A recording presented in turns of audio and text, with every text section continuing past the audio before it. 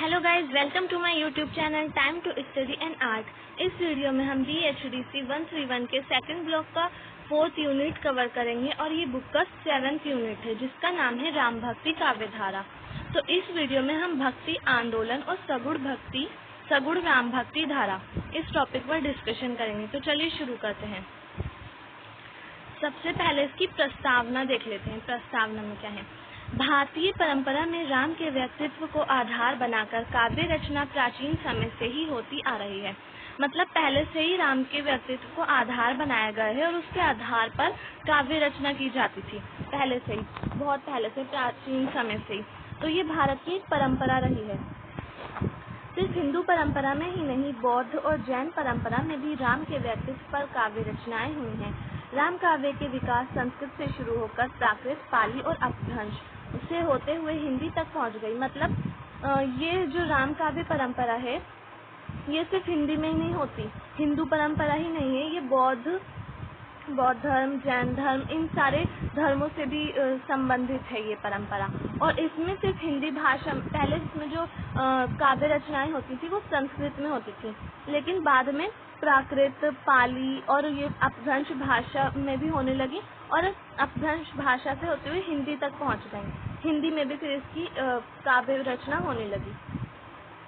हिंदी में रामानंद राम भक्ति के प्रारंभिक आचार्य हैं। मतलब रामानंद, वही आचार्य रामानंद जो रैदास और कबीरदास के गुरु थे, तो ये राम भक्ति के पहले आचार्य हैं, सबसे शुरू के आचार्य हैं। तुलसी ने अपनी रचना रामचरितमानस के द्वारा राम भक्ति काव्य को घर घर में लोकप्रिय बना दिया। मतलब तुलसीदास ने रामचरितमानस लिखा था, ये इनका बहुत प्रसिद्ध ग्रंथ है रामचरितमानस। तो ये इतना ज़्यादा फेमस हुआ था उस टाइम पर तुलसीदास का ग्रंथ कि हर घर में राम के बारे में बातें होने लगी थी, श्री राम से। तो श्री राम बहुत ज़्यादा लोकप्रिय हो गए थे, बहुत ज़्यादा फेमस हो गए थे, हर घर में उनसे ही, हर घर में उस समय उनके बारे में ही बातें होती थी, राम की भक्ति होने लगी थी। राम भक्ति काव्य में ईश्वर के अवतार को स्वीकार करते हुए राम अवतार के विविध पक्षों पर काव्य रचना की गई है, लेकिन राम काव्य की मौलिक विशिष्टता समन्वय पर जोर देना है। मतलब एकता पर, समन्वय पर जोर देते हैं ये राम काव्य वाले, इसकी मौलिक विशेषता है ये। और इसमें राम को अवतार माना गया है, किसका? विष्णु का अवतार राम को और श्री कृष्ण को माना गया है। इस काव्यधारा में ईश्वर के अवतारी रूप का लीलागान करने के साथ ही उसके निर्गुण स्वरूप को भी स्वीकारा गया है। मतलब इसमें राम का जो स्वरूप है वो निर्गुण है। वो वाले जो दशरथ के पुत्र राम थे, अयोध्या के राजा, उन वाले राम के बारे में बात नहीं हो रही है इसमें राम की। ये निर्गुण निराकार राम है, ईश्वर के रूप है राम, जो दिखते नहीं है, जिनका कोई रंग आकार नहीं है, वो निर्गुण है। राम भक्ति काव्य धारा में प्रबंध तथा मुक्तक दोनों प्रकार की रचनाएं की गई थी। मतलब मुक्तक काव्य और प्रबंध काव्य दोनों में रचनाएं की गई थी। रामचरितमानस प्रबंध काव्य में लिखा गया है और इनकी जो भाषा थी वो अवधी भाषा और ब्रज भाषा दोनों में इसकी रचनाएं हुई थी। रामचरितमानस अवधी भाषा में लिखा गया है।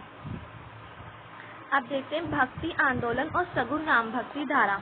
तो इसका मतलब राम भक्ति धारा में, भक्ति आंदोलन में सगुण राम भक्ति धारा की क्या क्या विशेषताएं थी, उन सब विषय पर डिस्कशन करेंगे हम इसमें पहला है राम भक्ति साहित्य का विकास। मतलब राम भक्ति साहित्य का विकास किन किन रूपों में हुआ था, किस तरह से हुआ था, वो किस तरह से फैला था, तो इस बारे में हम डिस्कशन करेंगे। तो सबसे पहला है इसका संस्कृत साहित्य में राम काव्य परंपरा को अध्ययन की सुविधा की दृष्टि से 3 वर्गों में विभक्त किया जा सकता है। पहला है इसमें पुराण साहित्य में राम काव्य, प्रबंधों में राम काव्य और नाट्य साहित्य में। मतलब इसमें तो वो आते हैं पुराण साहित्य में जो पुराणों से संबंधित राम कथाएं थी, उनमें राम काव्य लिखे गए थे। फिर प्रबंधों में जो लिखी गई थी राम काव्य परंपरा, वो आती है इसमें। और नाट्य में नाटकों द्वारा राम के चरित्र को दर्शाया गया था।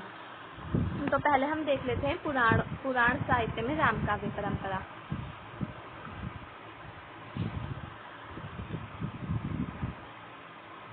पुराण साहित्य में वाल्मीकि रामायण को राम काव्य परंपरा का स्रोत माना जाता है। इसके रचनाकाल के संबंध में विद्वानों में मतभेद हैं। श्लेगिल ने इसे ईसा पूर्व की 11वीं शताब्दी की रचना माना है, तो डॉक्टर याकोबी इसे 6वीं और 8वीं शताब्दी की रचना स्वीकारते हैं। कीथ और चौथ इसे चौथी शताब्दी ईसा पूर्व से अधिक प्राचीन नहीं मानते तथा डॉक्टर विस्टरनित्ज इसे तीसरी शताब्दी ईसा पूर्व की रचना स्वीकार करते हैं। मतलब जितने भी विद्वान हैं वो ये जो वाल्मीकि रामायण है इसको अलग अलग टाइम में मानते हैं कि इसकी रचना कब हुई, अलग अलग टाइम बताते हैं सारे विद्वान। और राम साहित्य का जो एक स्रोत है जहाँ से राम काव्य परंपरा राम के बारे में पता चला है वो वाल्मीकि रामायण है। वाल्मीकि रामायण के 3 पाठ भेद प्राप्त होते हैं। इसके 3 पाठ बताए गए हैं। पहला है दक्षिणात्य पाठ, गौड़ीय पाठ और पश्चिमोत्तरीय पाठ। इसके 3 पाठ है जिसमें दक्षिणात्य पाठ आता है, गौड़ीय पाठ और पश्चिमोत्तरीय पाठ। गौड़ीय और पश्चिमोत्तरीय पाठों में प्रायः समानता है। मतलब गौड़ीय और पश्चिमोत्तरीय जो है वो समान है, लेकिन दक्षिणात्य जो पाठ है वो उसका अधिक महत्व है और वो अलग है इनसे, उसका बहुत ज़्यादा महत्व है, उसके बारे में ज़्यादा देखने को मिलता है। वाल्मीकि रामायण में राम के चरित्र को जिस रूप में प्रस्तुत किया गया है वे पर्वती राम काव्य का आधार बना। इतने विस्तार से राम के चरित्र का अंकन करने वाला कोई अन्य ग्रंथ नहीं है। मतलब सबसे पहले विस्तार से राम के चरित्र के बारे में जिस ग्रंथ ने बताया वो क्या है? रामायण, वाल्मीकि रामायण है। और आज भी नहीं है। श्रीमद् भागवत को रामचरितमानस के समान तुलना में रखा जाता है, लेकिन सबसे पहला ग्रंथ यही है, राम के चरित्र को बताने वाला, राम के चरित्र के बारे में बताने वाला। प्रचलन की दृष्टि से केवल श्रीमद् भागवत और रामचरितमानस ही वाल्मीकि रामायण की तुलना में रखे जाते हैं। प्रचलन की दृष्टि से रखे जाते हैं ये भी ग्रंथ। वाल्मीकि रामायण के बाद राम के चरित्र को आंशिक रूप से अभिव्यक्ति देने वाला दूसरा ग्रंथ महाभारत है। मतलब आंशिक रूप से किसने अभिव्यक्ति दी दूसरे ग्रंथ में? वो महाभारत है राम के चरित्र को। इसके अधिकांश प्रसंग वाल्मीकि रामायण से संबंधित है। मतलब वाल्मीकि रामायण से मिलते जुलते हैं। इसमें सबसे विस्तृत रामोपाख्यान है जो 704 श्लोकों में वर्णित है। यहाँ सीता जनक की पुत्री है, ना कि भूमि से उत्पन्न होने वाली कन्या। इसमें गुह, निषाद तथा अतरी का उल्लेख नहीं है। लक्ष्मण की शक्ति का प्रसंग भी नहीं मिलता। मतलब ये जो महाभारत है इसमें लक्ष्मण की शक्ति का कोई उल्लेख नहीं बताया गया है और सीता जनक की पुत्री बताई गई है, ना कि भूमि से उत्पन्न होने वाली कन्या। सीता की अग्नि परीक्षा नहीं होती। वही अग्नि परीक्षा जब लेकर जाता है उसको, सीता को, तो उसकी अग्नि परीक्षा होती है ना, तो वो नहीं होती इस ग्रंथ में। एक संभावना ये भी व्यक्त की जाती है कि रामोपाख्यान रामायण की मौखिक परंपरा पर भी आधारित हो सकता है। मतलब मौखिक परंपरा यानी कि जो लोगों से सुनी सुनाई बातें हैं उस पर बनाया गया है, ऐसा कहा जाता है। ऐसी संभावना है कि लोगों ने की जो कथा है उस समय में प्रचलित थी तो उसको आधार बनाकर रामोपाख्यान बनाया गया है, ऐसा माना जाता है। महाभारत के बाद रामकथा का आधार धार्मिक हो जाता है। पुराणों में विष्णु, वायु, भागवत, कूर्म, वाराह, अग्नि, लिंग, वामन, ब्रह्म, गरुड़, पद्म, स्कंद, ब्रह्मवैवर्त पुराण में राम कथा धार्मिक पक्ष की प्रधानता लेकर अभिव्यक्त होती है। मतलब ये सारे पुराण के नाम हैं जिनमें राम की जो परंपरा है, राम कथा है, वो धार्मिक पक्ष को लेकर बताई गई है। धार्मिक पक्ष की उसमें प्रधानता है, बहुत ज्यादा है धार्मिक पक्ष। पुराण साहित्य के अतिरिक्त रामायण शीर्षक से भी अनेक ग्रंथ मिलते हैं जिनमें मूल ब्रह्म महामंत्र, मतलब रामायण की दृष्टि से भी पुराण साहित्य के अलावा बहुत सारे ग्रंथ मिलते हैं जिनमें मूल ब्रह्म महामंत्र,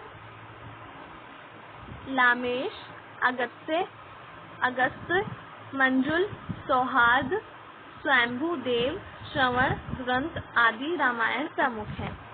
मतलब ये सारे ग्रंथों के नाम हैं जो राम के नाम से, रामायण नाम से प्रसिद्ध हैं। ये सारे ग्रंथ हैं जो मैंने अभी नाम लिए हैं। इस पौराणिक और धार्मिक साहित्य की परिणति अंततः रसिक संप्रदाय में हुई। एक रसिक संप्रदाय था, इससे पहले मैंने संप्रदाय के बारे में पढ़ाया था जब था उसमें, तो उसमें इस साहित्य की, धार्मिक साहित्य को देखने को मिलता है हमें रसिक संप्रदाय में। अब इसका जो दूसरा राम साहित्य का विकास हुआ वो प्रबंध काव्य द्वारा हुआ। संस्कृत में जितने भी प्रबंध काव्यों की रचना हुई वे प्रायः वाल्मीकि रामायण पर ही आधारित है। कालिदास कृत रघुवंश और अलौकिक घटनाओं को भी काव्य सौंदर्य में ढालकर अभिव्यक्त किया गया है। मतलब संस्कृत में जितने भी प्रबंध काव्य हैं उनका जो आधार है वो वाल्मीकि रामायण है। उससे ही उसके जो प्रबंध काव्य हैं वाल्मीकि रामायण से ही लिए गए हैं और इसमें रघुवंश में और अलौकिक घटनाओं को भी काव्य सौंदर्य में ढालकर बताया गया है, काव्य सौंदर्य से संबंधित है। महाकाव्य में रामकथा के साथ साथ व्याकरण के नियमों का भी संकेत किया गया है। इस कृति पर शैव मत का प्रभाव होते हुए भी राम का भ्रमत्व पूरी तरह स्पष्ट है।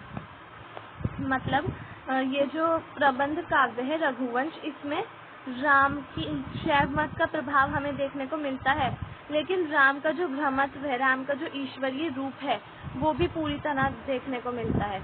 ऐसा नहीं कि शैव मत का प्रभाव है तो राम का जो ईश्वरीय रूप है वो उसके बारे में चर्चा नहीं है। राम का ईश्वरीय रूप पूरी तरह स्पष्ट है इसमें। कुमारदास कृत जानकी हरण में रामायण के पहले 6 खंडों की कथा को आधार बनाया गया है। इसकी प्रवृत्ति पूरी तरह श्रृंगारिक है।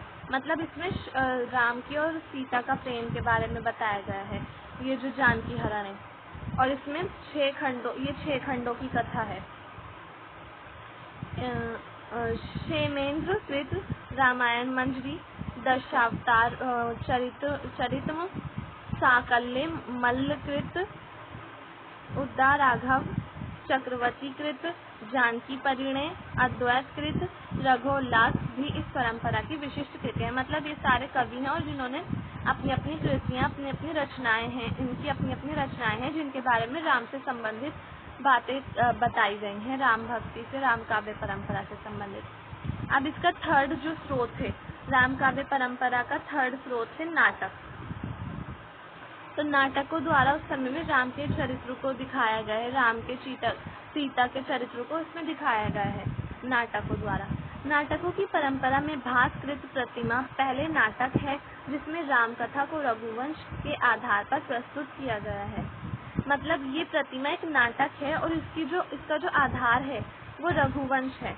रघुवंश को आधार बनाकर राम कथा बताई गई है, दिखाई गई है नाटक में।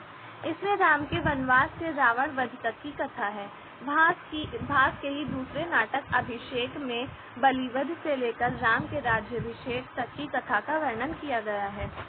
मतलब इसमें अलग अलग छोटे छोटे नाटक बनाए गए हैं और उसमें अलग अलग कथाएं दिखाई गई हैं। जैसे ये प्रतिमा है, इसमें रावण वध तक की कथा बताई गई है। फिर अभिषेक, इसमें राम के बालीवध कोई हुआ होगा उससे लेकर उनके राज्याभिषेक तक, जब तक वो राजा बने जब तक की कथा है। भवभूति एक कवि हैं जिन्होंने लिखी है उत्तर रामचरित।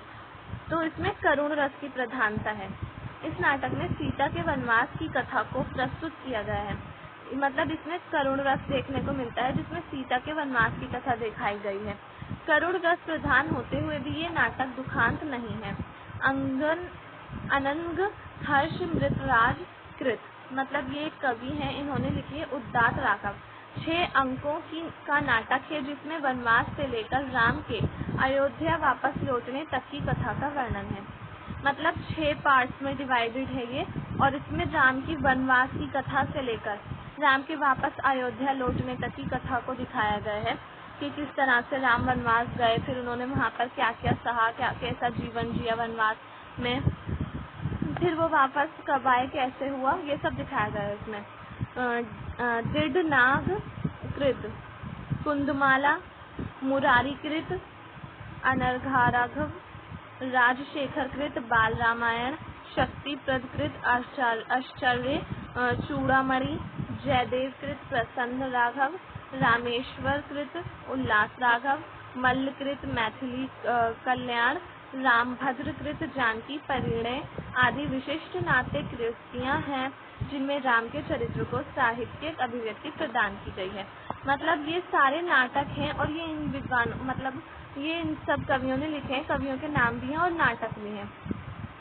तो ये इन लोगों ने लिखे हैं जिन्होंने साहित्य को अभिव्यक्ति प्रदान की राम के चरित्र को साहित्य में नाटक के द्वारा बताया गया, दिखाया गया है। अब इसकी सेकंड पार्ट है इसका पाली, प्राकृत और अपभ्रंश, तो जिसके द्वारा राम साहित्य का विकास हुआ। पहला हमने देखा था, ये देखिए यहाँ पे पुराण साहित्य में राम था, प्रबंध काव्य में राम, नाट्य साहित्य में राम। पहला इसका स्रोत था संस्कृत। संस्कृत में ये सारे पार्ट आ गए थे। अब हम देखेंगे पाली प्राकृत में। पाली प्राकृत और अपभ्रंश में राम का क्या स्वरूप। तो इसके सेकंड पार्ट में हम देख लेते हैं। बौद्ध जातक ग्रंथों में बौद्ध मत के अनुरूप राम कथा को ग्रहण किया गया है। इसके बाद प्राकृत में जैन कवियों ने ऐसी अनेक कृतियों की रचना की है जिनमें राम कथा को ग्रहण किया गया है।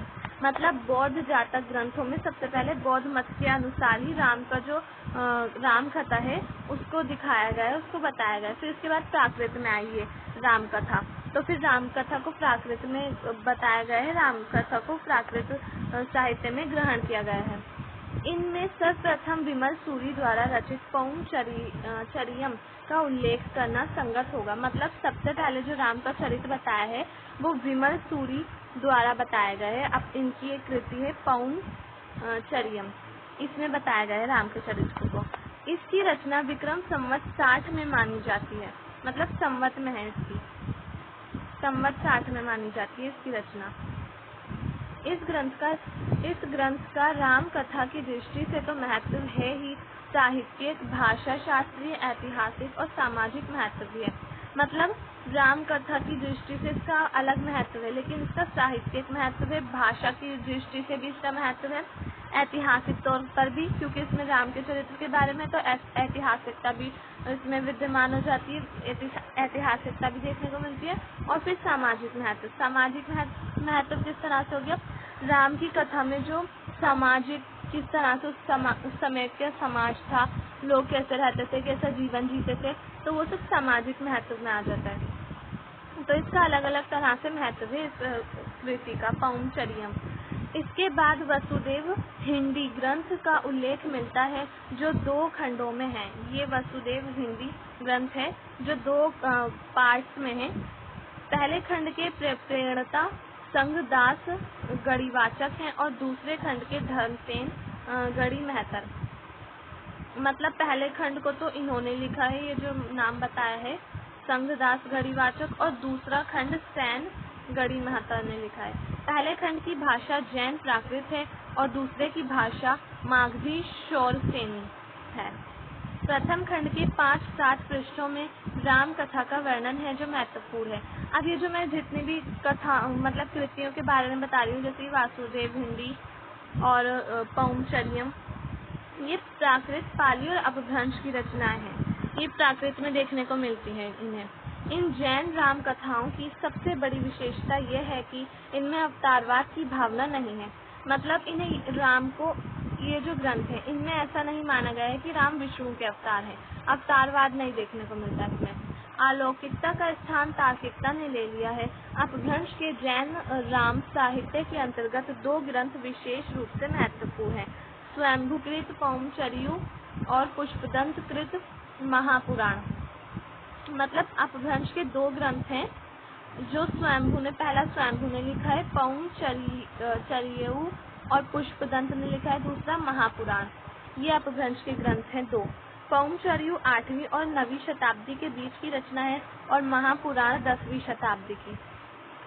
तो गाइज आपको समझ आ गया होगा। आज की वीडियो में सिर्फ इतना ही। अगर आपको मेरी वीडियो पसंद आई हो तो प्लीज़ कमेंट्स करें, लाइक करें एंड मेरे चैनल को सब्सक्राइब करें और मुझे कमेंट्स करके ज़रूर बताएं कि आपको मेरी वीडियो कैसी लगी।